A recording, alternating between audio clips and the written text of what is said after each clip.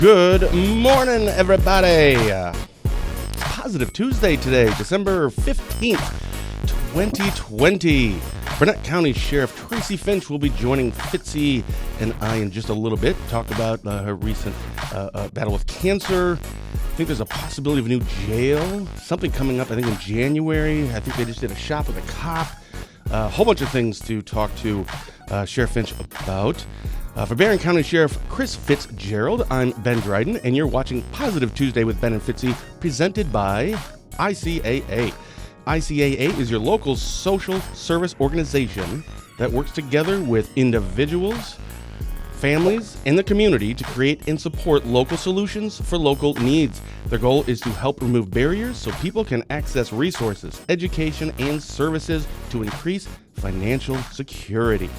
Full list of services, find them on Facebook or check them out at their website, IndianHeadCAA.org. Fitzy, good morning. How are you, sir?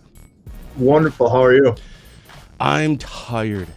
I had the longest day I've ever had yesterday. It's December, so December and January we start working on big projects for our website. A lot of stuff's like behind the scenes, but it takes about 6 to 8 weeks. Yesterday was our first full day of going through the entire list that I kind of save up for the whole year. So we did that for 7 hours, so I didn't really start work until noon. And I think I finished at 1 this morning. I think I put all the booking reports in at 12:30 this morning. So I'm tired and I'm cold, but you know what? It doesn't matter because it's Positive Tuesday, buddy. That's right. Keep living the dream, man. Just keep living the dream. Yeah, that's right. Hey, real quick question. This is for no reason at all. I just was thinking about this morning. What's your favorite meal? Ooh. I'm a McDonald's guy. So so that's what you'd have. If it's like your birthday, your mom made you your favorite meal, she'd just go to McDonald's? Yeah. I like spaghetti, Bonacasa, McDonald's, fast food. I'm kind of getting into Taco Bell since they came to Rice Lake. So Taco Bell. We don't have a lot of options up here in Spooner. Yeah. I mean, you can come to Rice Lake. It's only 20 miles. All right. So what's been new with you? Not much. Just another relaxing weekend. We played a little hockey, high school hockey. So that's kind of where my life revolves around the sheriff's department and high school hockey right now. And we went 2-1 this week, so had some good games. And all right. Played a lot of good hockey, and we're heading over to Hudson tonight to play hockey in Hudson. Nice. Well, it looks like Hannah also likes McDonald's. There, see? Yeah. I will take burrito for lunch and a Big Mac, or breakfast burrito for breakfast and Big Mac for lunch and 2 cheeseburgers for supper. There we go. I'm not trying to get us a new sponsor or anything, but oh, well, not a bad idea. Marinated pork steaks on the grill, a big mound of asparagus, and a ginger ale. That's my favorite meal. There you go. I'm not sure why that's even important. It absolutely is not. What do you want to talk about this morning? You know what? There's not a lot going on. It's great. The COVID numbers have gone down tremendously, which has been a blessing, and a thank you goes out to all the people and to help our frontline workers out. Everybody has been doing their job and their role and keeping themselves and other people safe. So we're very happy about that. I met with Sarah Turner, who runs our prevention, whose kind of job has switched due to COVID to a lot of COVID prevention stuff and a lot of stuff she does on our Facebook page and things like that. Mm-hmm. And she actually called me yesterday, and we actually worked on some prevention stuff back to underage alcohol and some methamphetamine stuff. And so it's nice to see some of these people coming back and working on, some of their real jobs. So that's been exciting and a little less stress off their lives. And I assume our frontline workers are feeling it, a little bit of, help. And, with the numbers dropping like they are, I'm sure hospitals are still busy because we're normally busy during the holiday season. So again, let's just continue to keep doing what we're doing through the end of the year. I mean, everybody took a picture with that big box when it came into the UW Health yesterday with this COVID thing. And, down in Madison, I saw a bunch of people taking pictures of this big box with all the vaccines in it. So, I think there's some good out there, some big positives for today when we fight this COVID stuff, and just everybody continue to keep doing what they're doing out there. Let's give our public health and our frontline nurses and doctors a little break over the holiday season, and let's just keep doing what we're doing. So I'm very happy with that. That's a huge positive. Yeah. Have you heard when, and maybe Sheriff Finch, when Tracy comes on, maybe she could, maybe she has some insight on this as well. But have you heard when you guys are getting this, or where? Is there a timeline, a week, 2 months? Do you have any idea when it comes? Because law enforcement, I don't know. You can probably tell me. Are you guys considered frontline workers? I assume so, but not like the frontline workers that we think of. I don't know where you fall into the hierarchy here. Yeah, we're falling into the, I don't know, third round, if you want to call it. It's going to go to our nurses and our doctors first, and it's going to go to our long-term care facilities second, and then I think we kind of fall in there third. And I think we'll see, Polly wants to know when we'll see the vaccine here, and I think hopefully within the week, if not for sure within 2 weeks, we'll see some of our nurses here have it. Awesome. We had a COVID meeting yesterday, which was a very positive, but just because we have this vaccine doesn't mean we have to quit doing what we're doing. And I think that's the point we wanted to point out, is that we just can't all just say, oh, the vaccine's here, let's just go back to normal. So it takes a while for this to get going. We're not going to get 44,000 doses for all of Barron County in one day. Not everybody wants the vaccine anyway, and that's a discussion for a day we'll probably never have, because that's your own personal choice, if you want the vaccine or not. But I would say our frontline doctors and nurses, somebody in Barron County will see the vaccine, I hope, and I believe before the end of the year. Just less than 15 days away. Now, it's personal, but I've never known you to not answer a question, so I apologize if this is a little too personal, but will you will you have the vaccine when it comes? Yep. I said if they were looking for somebody that they wanted to see if, what happened to them, they can do me first, and I'll put it on the Facebook every day and say, look, nothing happened, my arms didn't fall off, or whatever happens, so I didn't turn green, but that's what we're doing out there, and again, that's a personal choice, and we're not too concerned, but we're hoping to have, by April-ish, I hope, and I don't have any inside information, so this is just, Fitzy talking about what he hopes will happen, is that we have everybody that wants to have the vaccine by April or May, so that we can go back to a very normal looking summer. Yeah, I know. I was hoping it would all be finished by Christmas, because after Thanksgiving, I mean, we all, none of us were really together. I mean, we're all together. It's not like Thanksgiving was canceled. It's just we didn't have our normal 25, 26 people together. I'm like, man, I don't know. And I'm not kidding. I'm struggling with this one. My wife and I are, and our family, we've been talking, and Dad, of course, both Mom and Dad had a heart attack, so they're maybe more susceptible. But I don't know, man. I don't know if I can go through another holiday without all of our families. So we're trying to figure it out, shorter amounts of time, or I don't know. I really hope that I don't know. I don't know if I can go through another holiday without family. That was tough. It was, and it made it. Christmas might be a little harder, but I think if we look at the long run here versus the short run, I think we can get through it, and maybe just pretend Christmas is in May and have a big Christmas in April or May or something like that. Nothing you got to change tradition. Sometimes you got to do a few different things, but we'll get through it together like we always have. And, we get the vaccine. You bet I'll get the vaccine. And so I think it's safe enough. I mean, we don't know, but I think it's going to help. I think they've tested enough people. I know everybody says it was a short time frame for testing, and only what I'm getting from the media, so I don't have, any inside information. Can't trust the media, dude. I can't trust the media unless it comes from this show. You can't trust it. Yeah, sure.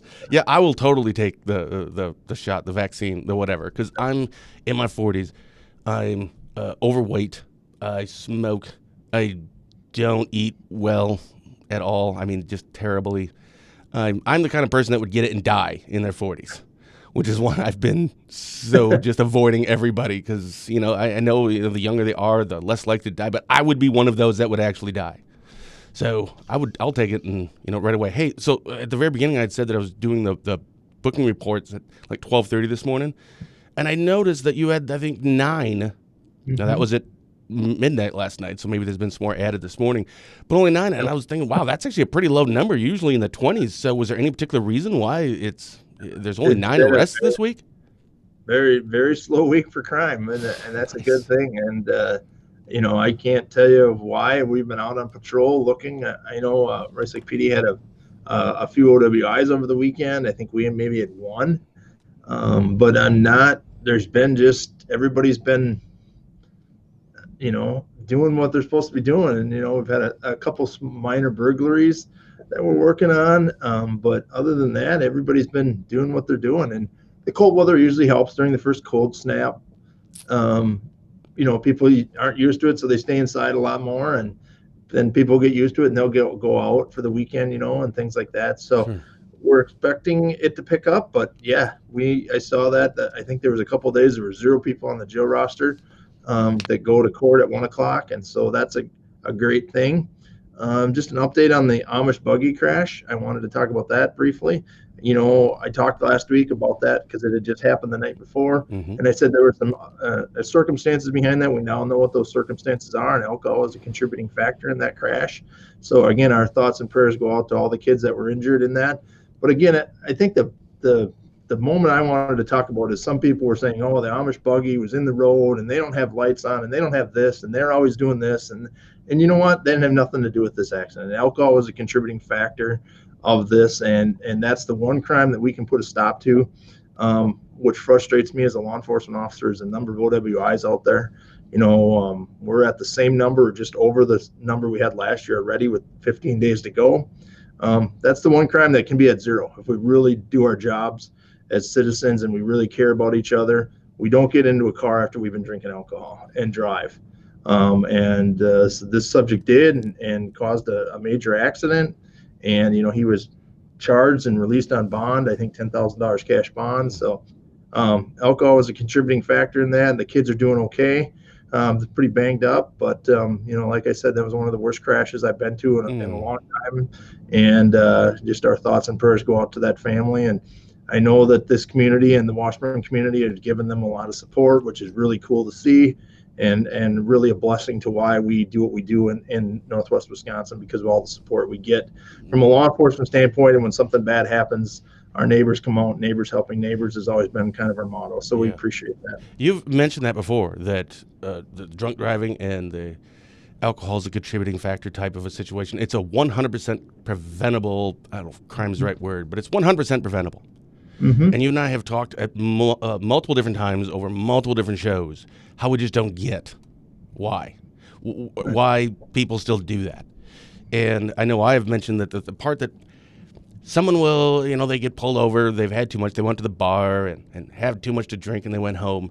They get a ticket. Let's say it's not a bad accident or anything, and they get an OWI and it's, and I'm sorry and it was a mistake, right? It was a mistake. It's not a mistake.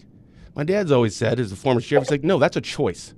And you can say that you were inebriated when you made that decision, but no, you're going to the bar with no exit strategy at all. Right. What do you think you're going to do when you're at the bar or you're at a friend's house watching a football game? You're going to be drinking. So just have, at 3 or 2 or whatever your number is after that, plan B. I've already talked to my wife or a significant other or a neighbor, and I've got a plan. Just have a plan before you do it. Then because you can't rely on yourself to make a good decision when you're 8 beers in. Right. Right. I like that exit strategy. Maybe that'll have to be part of our new campaign. Have an exit strategy. And yeah. No kidding. But again, our thoughts and prayers are with them, and alcohol. It's sad when that's a contributing factor to a crash like this. And so, I hope everybody's okay, including the guy who hit him. I don't know him. But I hope he learns his lesson and I'm glad nobody died, man, because that would have been just. It's already tragic, but oh my goodness, that would have not have been a fun chat to talk about on the show too. Yeah, exactly. Oh, that terrible. Would have been a positive Tuesday. So, but everybody's doing good, and I like all the updates that people are putting out there on Facebook. That's what Facebook's for, is to give the community updates, and that's the good that comes out of Facebook. And sometimes we're critical of Facebook, but in this case it was really a cool thing to have all them updates and people giving money and supporting the community and helping them buy a new horse and a buggy and all that. What? It was awesome. They raised I think over $20,000 to buy a horse and a buggy and lights, hopefully medical bills. And so, oh my goodness, I didn't know that. It was a huge thing in a very short time frame. We're talking 2 Oh, weeks ago with that awesome. accident. Oh, that's awesome. Yeah, We, social media we've talked about before. It's like this love-hate relationship with them. There are some really good things that come from it, and there's some bads. But really, when it comes down to is the bads. I was talking to Dave Wilson the other day because we always like to bring him up every time we can. he's a great guy. Yeah. We have to say that. Yeah, exactly. And it was talking about, a lot of people said that, Donald Trump, and I don't want to get into politics here, just that, he's so divisive, which, he absolutely is. You really can't argue that one. But that's why there's a lot of this division, a lot of this hate in our country. But, I don't know. Biden just won, and Trump's still the president, obviously. But it's just interesting. I still see a lot of hate and a lot of division.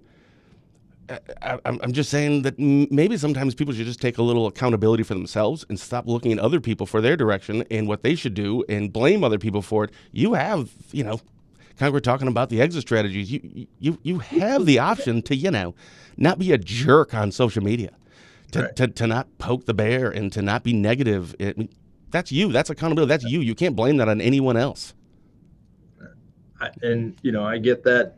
I get lots of hate mail and lots of love mail, and sometimes you just save some of that love mail to read it when you get all that hate mail and realize, hey, it's just somebody's having a bad day and they want to take it out on you as a leader. And I'm sure when Tracy comes on and I'm sure she'll tell us about some of the love and hate mail she gets once in a while. Oh yeah, let's totally ask her that. Should we have her on here? Should we bring her on? Yeah, let's bring her on. All right, hold on. So, hold on. I'm supposed to do my plug here. For Burnett County Sheriff Chris Fitzgerald, I'm Ben Dryden, and you're watching Positive Tuesday with Ben and Fitzy, presented by ICAA. ICAA is your local social service organization that works together with individuals, families, and the community to create and support local solutions for local needs. For a full list of services, find them on Facebook or check out their website at indianheadcaa.org. Fitzy, I'm going to try this again here. Now, hold on. Push the right button this time. I'm going to try. Let's see. So she's there. So that, you know what? I'm just going to use the computer. Hey, look at that. There. All right. Tracy, good morning. Good morning. How are you? I'm doing well. How are you guys doing? I'm doing great. Fitzy's not so much. No? No. I'm always perfect. Well, Yeah. Hey, so I just want to piggyback on what Fitzy was just talking about. I'm not sure if you were able to hear that. About, I kind of went on social media and on your Facebook page. You post things on Facebook, or somebody does at the sheriff's office, post things on Facebook. Who monitors that stuff? Does someone kind of look at through those things, and do you run into issues where people are just, good Lord, you can't be saying that or accusing this, or do you run into issues on social media? Oh, definitely. We have our sheriff's office Facebook page, and then I have a sheriff Facebook page of my own, and our canines just started, our canine handlers just started their Facebook page. So we've got 3 of them. Wow, nice. So, and then I'm assuming how do you cope with, how do you deal with hate? We'll call it emotional mail, right? Because that could be hate mail. It could be, nice things too. But in, Fitzy's line of work, my line of work, and your line of work, the two of you have the same line of work, but it just happens, right? It's not necessarily social media or Facebook comments or things on Twitter. It's just emails, right? Just going off. I don't know. Is that something that you've just learned to, whatever, doesn't even bother me anymore? Or do some of these things actually get to you sometimes? Well, sometimes they get to me. I try to take them as a learning experience and see what I can do to be more transparent about things. I try to let people know exactly what I feel. Sometimes we're just not going to agree, but I still try to answer them and have a discussion. And sometimes we just have to agree to disagree. Yeah. Good luck with that. So you give us an update on the cancer, right? Because you were, I think, just a month into being the sheriff after getting elected, that you were diagnosed with cancer. I think it was stage 3. Where are you now on that? I was actually diagnosed a month before. Oh, before. Well, I was elected in November. I was diagnosed in December of 18, and it was stage 3. They thought it was potentially stage 4. I went through chemo. I went through radiation. I had several surgeries, and it's all good now. I just recently had a CT scan and everything's clear. I still have to get my blood drawn every 3 to 6 months just to make sure everything's good, but so far so good. So I'm very blessed and very thankful for that. That's awesome. Oh my goodness. That is great. I remember you were on with Mom on a show, maybe it was like a year ago. And I actually went back and I watched that yesterday on Sunday. And wow, that was such a powerful thing. And oh my goodness, to see how far you've come in that time. Anyway, so what people may not know is that you were, I believe, the first, if I'm saying this right, road deputy or patrol deputy, first female road or patrol deputy in Burnett County's history, right? Yes. So, there were female sheriffs before me, but that was back when a husband would run for a sheriff and there were term limits, so then his wife would run for sheriff for a term. Nice. So he still ran the department, but she was sheriff in title. Sure, I see. That's kind of like at my house. I have the title of, in charge, but really it's Drusha doing everything. Thank God for all of us. Yeah, no kidding. Yeah.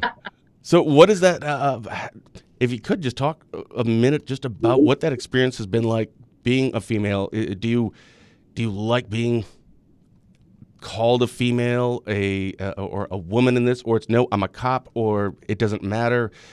Has it helped you at all? I don't know. Just talk about what it's like being a female in, let's face it, a largely male-dominated profession. Yeah, I have learned to use it to my advantage. Sometimes people will open up to females more than they will males on calls or in sensitive situations. And I don't think it's bad to still be female and be a law enforcement officer. A lot of times, sometimes men get a little, they feel more challenged when they're dealing with another male. They feel like they have to have, I don't know, testosterone. Right, yeah. Yes. Where with women, you can walk up and say, hey, come on, you don't want to fight with me. Let's just go. Okay. Yeah. Okay. I'm sorry. Fitzy, do you ever run into that situation where you're like, hey, come on, knock him off? They're like, okay. Yeah. No, I've always just taken the side and said, hey, you don't want to fight with me. I got backup coming. Yeah. I was never a big guy. I'm never a big cop. So I agree with what Tracy's saying, and I think it is an advantage. In fact, Tracy and I were just talking just before we went on air, and we've just hired, our last 2 hires were female deputies. And it was interesting, this hiring process. I think we interviewed 10, 11 candidates, and 4 or 5 of them were females for the first time ever. We've seen a lot more female applicants. And so both our hires in the last month have been 2 female deputies. So we're adding 2 brand new female road deputies to the Burnett County Sheriff's Department in the next, Abby has started. She comes to us from Rusk and Iron County. And Heather, which starts on January 4th, comes to us from the Rice Lake PD. So both our new deputies are female. And so very excited about that, because I think Tracy makes a good point. They give us an advantage in some situations. And sometimes the male does, but I'm very happy with the pool of new female deputies. In fact, we had other female deputies that were obviously on the list. And so I'm excited for some other departments to pick up some very good candidates. Well, some of the officers that I've worked with in the past, some of the older officers who have since retired, said it was nice to have a female perspective on a lot of calls, because we tend to look at things differently sometimes than men do. My wife calls that the right way. Hopefully she's not watching and she's just working. Yeah. So is that, I know there have been, at least as recently as a couple years ago, law enforcement was really kind of struggling to find people to even kind of apply for jobs. Fitzy, you just brought up that you had 4 or 5 of your 10 candidates that were female, and that's not really normal. Do either of you have any idea or insight as to maybe why there's becoming more female candidates or more females going into law enforcement? I'm not sure. We, out of our last few pools, we've had very few females that have applied. So I think it just kind of ebbs and flows as far as who's going to But apply. but I think it's our hiring practices are different. We're doing a lot more recruiting. At least I know I am, and I know Tracy is. And Tracy and I have an advantage being a sheriff's department with take-home squads and things like that. And we can pull from the police departments. And I know she's pulled from area police departments. I pulled from area police departments. We steal them. Pulled. I was going to say pulled. That's okay. Come on. Let's call it what it is. You steal it. Hey, they fill out the form. I can't help it. They fill it out. They just put their application on my desk. I didn't fill it out and put their name on it.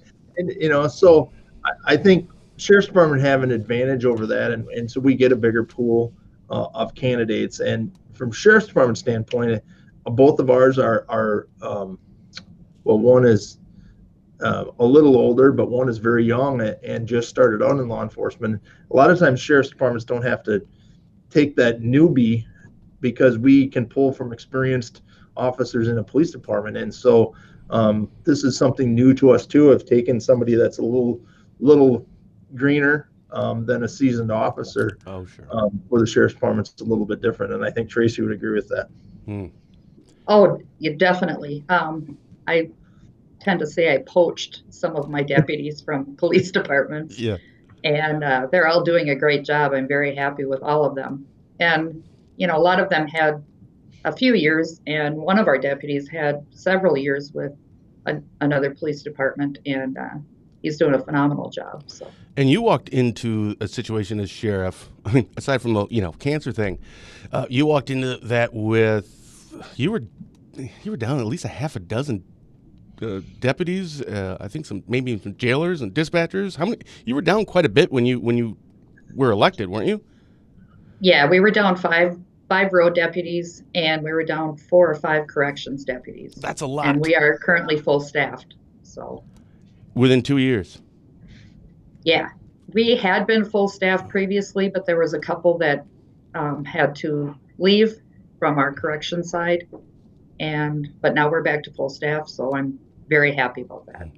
Hey, how does it work between, because you're sheriffs, but you're in neighboring counties, so, right? Kitty corner, kind of from each other. Do you guys have conversations with each other? Is it weekly? Is it just if there's something that comes up? I mean, aside from asking for assistance can you send a deputy or a detective? I don't know, however that stuff works. But I mean, do you guys kind of keep in touch and have conversations with each other about, I don't know, whether it's personnel issues or just some ideas or some thoughts? Is there communication, or really, we see each other once a year at a Magistrate Sheriff Association thing, and that's it? Sometimes. No, we have some conversations about different things, and Barron and Barron and Burnett tend to interact somewhat. I know when I worked as a detective, we worked a lot with Barron County detectives, and it was a really good thing. No, and we have a lot of it's drug information sharing back and forth, and we shared a lot of that information, and anytime either of us needs anything, we respond. So it's not a daily thing, but it can be if the need is there and a need arises. Tracy knows I can count on her, and she knows she can count on me, and that's what it's about. Right. The same with Washburn, Polk, and Rusk, but no, some of our clientele don't. You probably work a little closer with Polk because of the cross section there. Maybe Washburn. We have a small portion of our county that touches Burnett, so we're not completely touching, by a 10-mile stretch or anything like that. Right. And there's I saw somewhere a shop with a cop in Burnett. Wasn't that is that this weekend, or was it last weekend? It was last Saturday, and we had to do it online this year. Last year we took the kids, we loaded them up in a bus and took them to Walmart in Rice Lake, and they got to go pick out their items, and then we took them out to lunch at Hardee's and brought them back. This year we couldn't obviously do that because of COVID, so we set it up online. So we had the parents bring their kids in here, and there was a bunch of officers with laptops set up, and we were able to social distance and let the kids pick out what they wanted online, and we ordered it up and had it shipped to their house. They each got gift cards for Dairy Queen, so when they left here, they could go get a treat at Dairy Queen. And we also ordered them snow pants and jackets and boots if they needed. Oh man, you're like my grandmother when I was Christmas. Here's some socks and underwear. Like, thanks, Grandma. A video game would have killed you. They got to pick out what they wanted. You know, if Okay. they picked out a video game, they got a video game. Okay. Now, that is driven largely by donations, is it not? And if this is new, obviously the COVID stuff and everything that's happening, donations kind of down just because of this? No, I was really shocked. Our donations were up. There were so many generous people, generous organizations. I am so impressed with our community and how they really stepped up to make sure these kids had a great Christmas. Wow. Because I think last year I saw a whole bunch of things for asking for donations. Honestly, I mean, I haven't been to your Facebook page in a while, but I don't recall really seeing any of those. No, this year we did not go to any of the businesses and ask for donations because of COVID, and we know that they're having some difficulties, struggling, and still people were just extremely generous and sent in checks, brought checks to the sheriff's department. We had one lady who went and bought a bunch of snow pants and brought them in to donate. So it was phenomenal. That is cool. Fitzy, did Really you guys cool. did you do one this year, or are you doing one? Yeah, we did one too. We did it a little differently. We worked with our law enforcement foundation. They got a big check from a bank in Cumberland that helped us fund most of it. We didn't have some of our fundraisers like the Donut Dash race that we always have and things like that. Right. But again, from a nonprofit standpoint, serving on a bunch of nonprofit boards, the giving this year has been tremendous. We're so blessed to be where we are in this part of the state or the country, even, because the giving never stopped. These nonprofits have all been supported wholeheartedly, from Boys and Girls Club to our Benjamin House to, scholarships to just about anything and Shop with the Cop. So we also did Shop with the Cop. We just gave gift cards out to families this year with $100 or $150 on them. And some of the departments took their kids shopping. Some did it online like Tracy did it. Some just gave them gift cards. Some went to local stores and took one kid at a time shopping. So we still did it. We still gave away over $7,000 back into our community for our kids, and we still served just about as many kids as we did before. Oh, and you lost a little revenue this year because they did everything online. But if Tracy was saying last year they went to Walmart in Rice Lake, so you want to support Shop with a Cop over in Burnett County, Fitzy, because then that brings in money into Barron County. That's teamwork. That's how we like work. in Washburn County, we don't have anything in Washburn. We don't have a Walmart. We don't have a Target. We don't even have a Shopko anymore. It's like there's just nothing. I mean, there's local shops and that's all great and it's wonderful, but at the same time, going to your local hardware store and spending $6 on a screwdriver, that gets old after a while. I wish we just had a Menards in town. Your Main Street in Spooner is pretty neat. It is. It's awesome. I mean, it's really cool, and people haven't been up there. I mean, they've got a lot of really neat shops up in Spooner on Main Street, and a lot of these small businesses and they need their support, and now's your chance to go out this weekend and do a little local shopping and keep it local, and I think it's just awesome.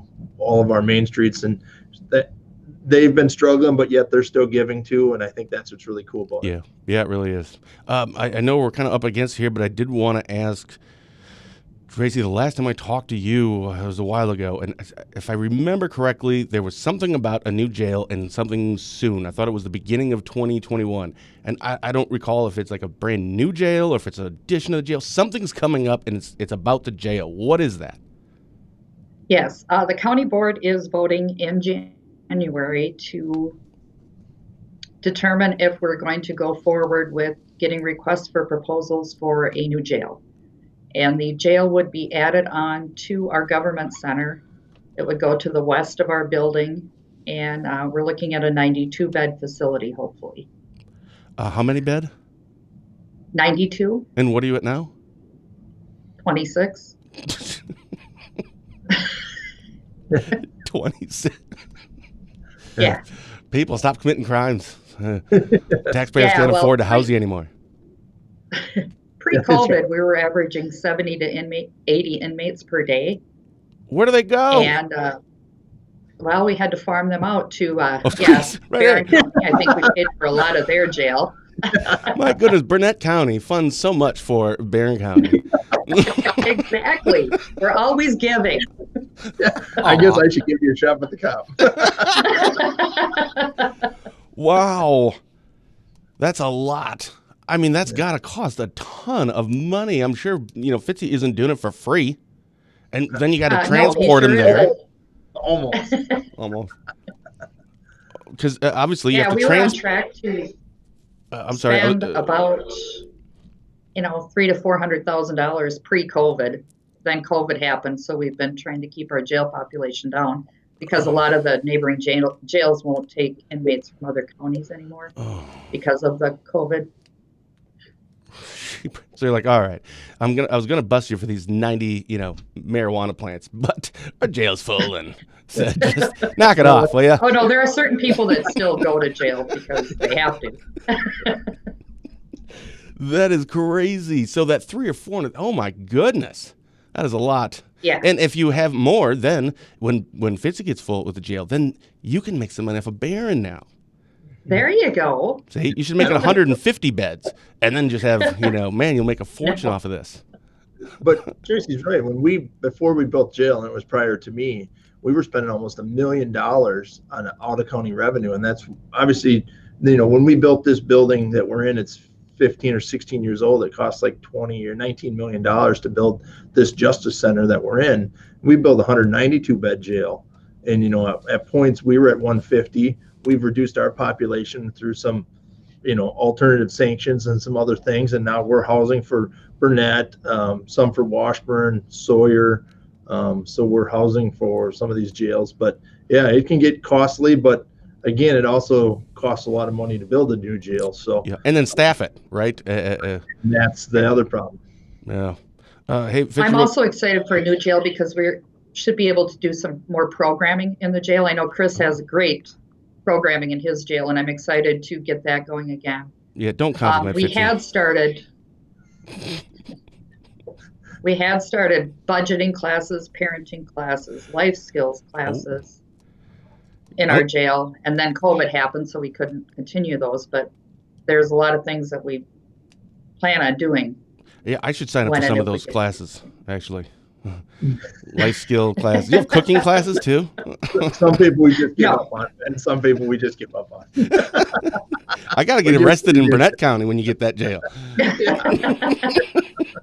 Fitzy, there was a question here I want to quick. Barron County Sheriff, is there a food drive-through tomorrow at the Barron Justice Center? That one I don't know about, Brooke. I can't help with that one. Maybe check with the other building. Maybe it's in the other building, but I don't know about a food drive at the Justice Center. Tracy, Fitzy, thank you so much. Is there last words? Anything you want to say? I've seemed to have lost my exit script and all that, so we're just gonna and done. So pretty typical again, Tracy. Sorry. We'll do better next time. Tracy, anything you want to say? Last words? No, I just want to thank the community for stepping up for everything that they've done for us. They've been phenomenal. And I want to thank everybody for all of their support. And this was a lot of fun. I enjoyed it. Oh, good. Hey, real quick, when you said the jail county board meeting January somewhere, if someone wants to voice their opinion about this, yay or nay, I suppose, ideally yay, where would they do that? And if it's nay, then just down. But they can contact their representative from their jurisdiction for county board. Oh, the board. Okay. They support it or do not support it. Okay, cool. Fitzy, what do you have? Nothing. Just keep doing what we're doing, and we're going to be back next week, the week before Christmas. I think we have another guest, the Shell Lake Superintendent, correct? Yep. And then, so other than that, just keep doing what you're doing, stay safe, and keep fighting COVID, and we'll get through this together. So awesome. Stay safe. Awesome. Sheriff Finch, thank you so very much. You're one of my favorite people in the whole world. And maybe, and I'll tell you a little bit more when Fitzy signs off. But no kidding. Thank you so very much for doing this. I have the utmost respect for Thank you you. as a person, as a woman, as a law enforcement officer, as a politician. You're incredible. Thank you so very much. Fitzy, as always, it's been a pleasure, and we'll see you next week. Thanks.